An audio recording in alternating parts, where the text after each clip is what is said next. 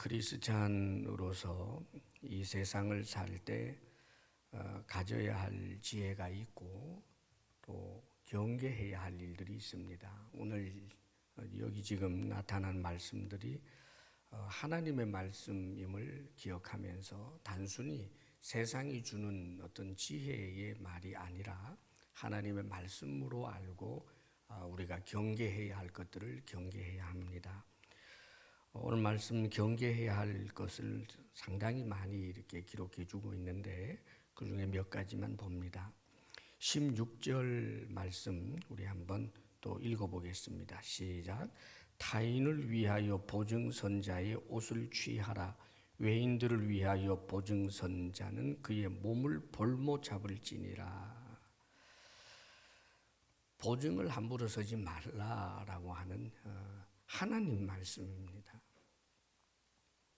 보증을 쉽게 서면 안 된다는 것은 요즘 누구나 다 아는 일입니다만은 이것을 이제 경계해야 하는 것은 여기 신앙적인 또 중요한 의미도 담겨 있기 때문입니다.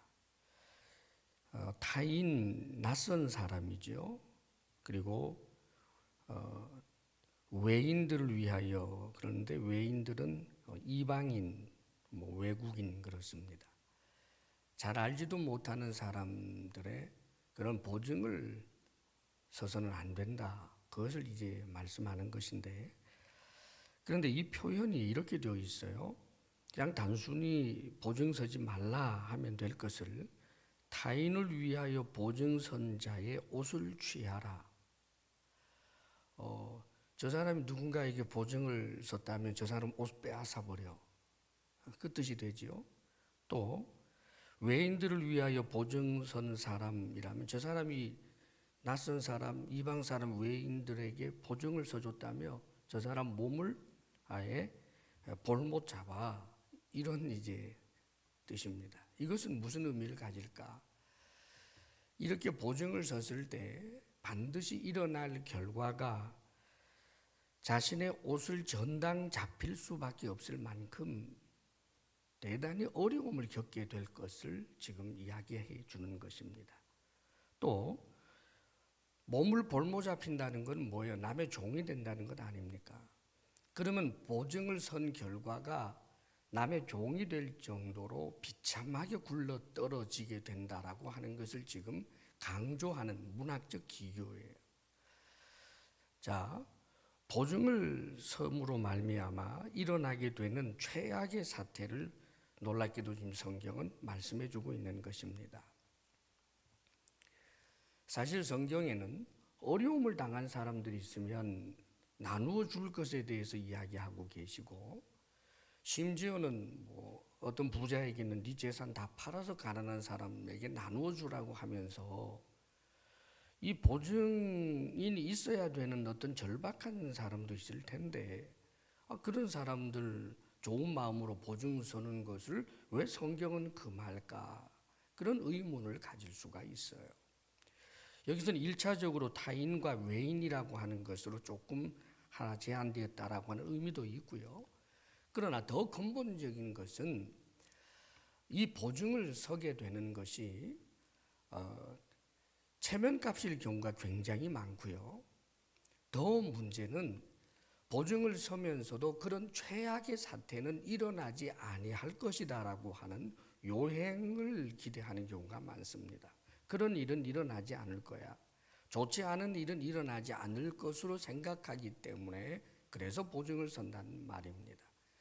실제로 최악의 사태가 일어났을 때 책임을 질 만한 능력과 힘이 사람에게 있는가? 없습니다, 여러분. 보증을 서서 내가 당신 전체에 대하여 책임을 지겠다라고 하는 것은 사실 하나님이 아니고서는 불가능한 거예요.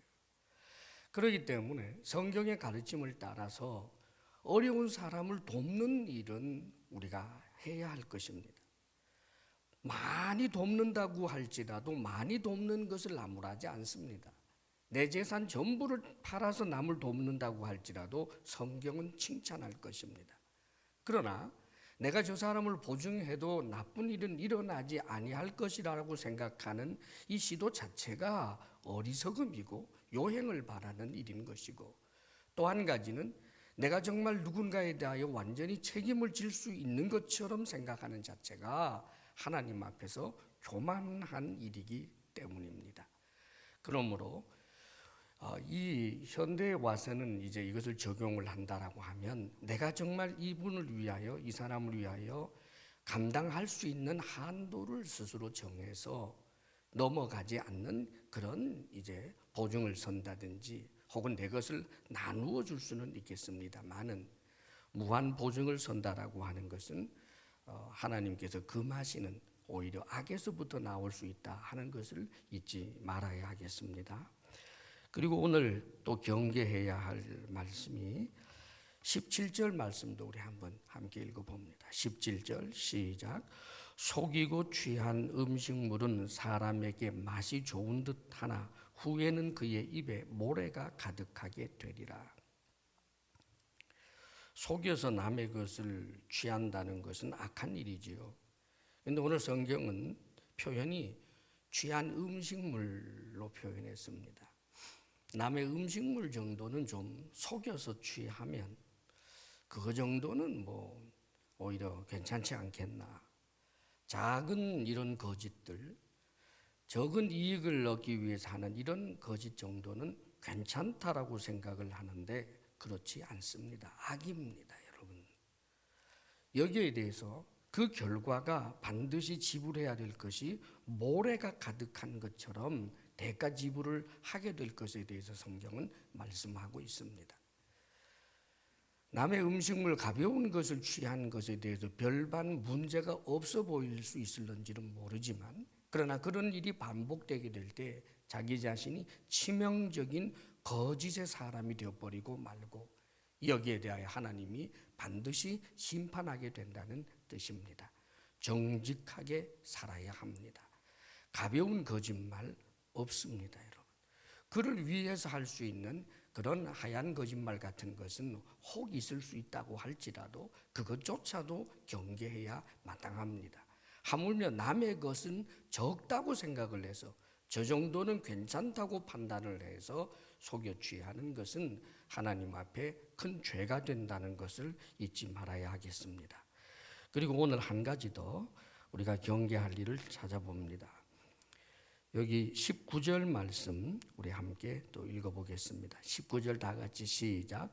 두루 다니며 한담하는 자는 남의 비밀을 누설하나니 입술을 벌린 자를 사귀지 말지니라. 입술을 벌린 자를 사귀지 말라라고 경계를 합니다. 이 남의 말을 하느라고 늘 입이 열려있는 사람을 말하는 거지요.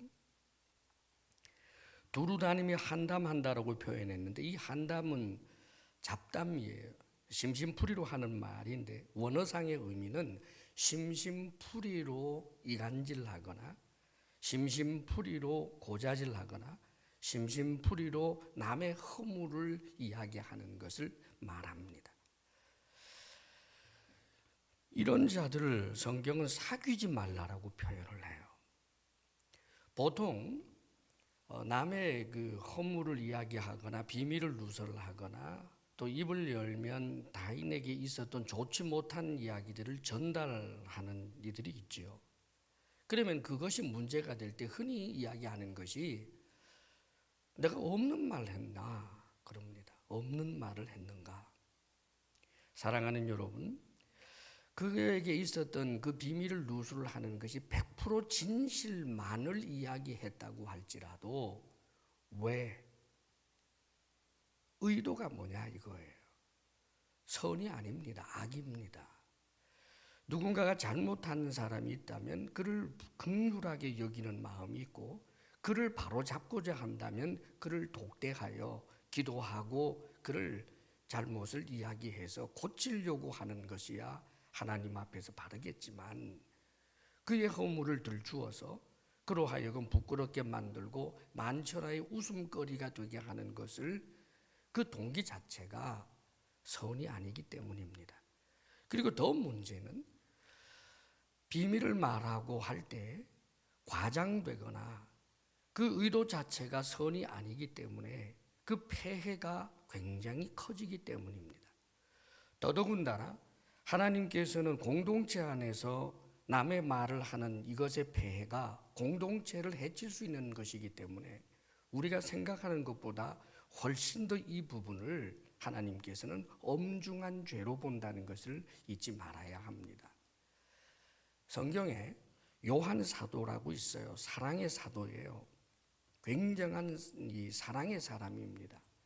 그런데 이분이 요한 3서라고 하는 그 서신을 쓰는데 그것은 전체가 15절밖에 되지 않은 아주 짧은 서신이에요.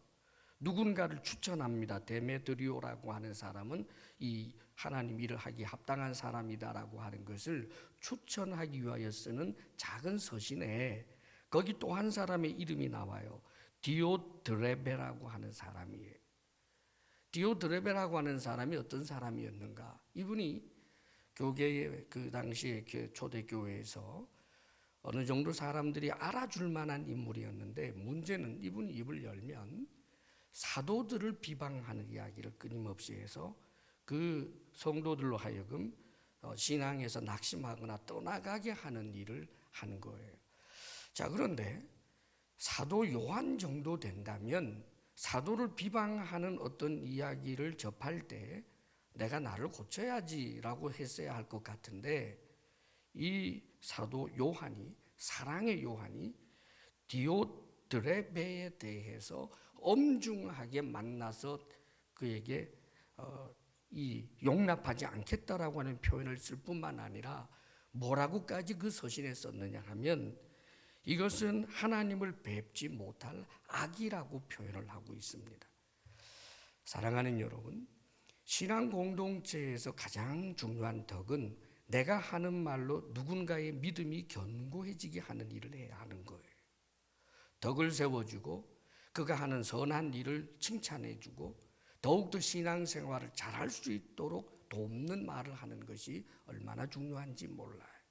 툭툭 던지는 그 말들이 누구로 하여금 교회 다니기를 싫어지게 만들고 누군가를 미워하게 만들고 누군가를 조롱하게 만드는 그런 악한 영향을 끼치는 이런 말들은 우리가 생각하는 이상으로 하나님 앞에서 악하다라고 하는 것을 잊지 마십시오. 그리고 또 한 가지는 남의 말을 하는 사람, 그 말을 들으면 재미있어 보이지만 그가 돌아서서 내 말도 한다는 것을 잊어서는 안 됩니다. 그래서 사귀지 말라 이런 표현을 쓰는 거예요. 사랑하는 여러분, 덕을 세우는 말을 하고 하나님 앞에서 언제나 남에게 유익을 주는 그런 입술의 지혜자가 다 될 수 있기를 바랍니다. 기도하겠습니다. 거룩하신 하나님 아버지, 우리들이 이 세상 살면서 하나님의 말씀을 따라 경계해야 할 일들을 경계할 줄 아는 지혜와 마음을 허락하옵소서.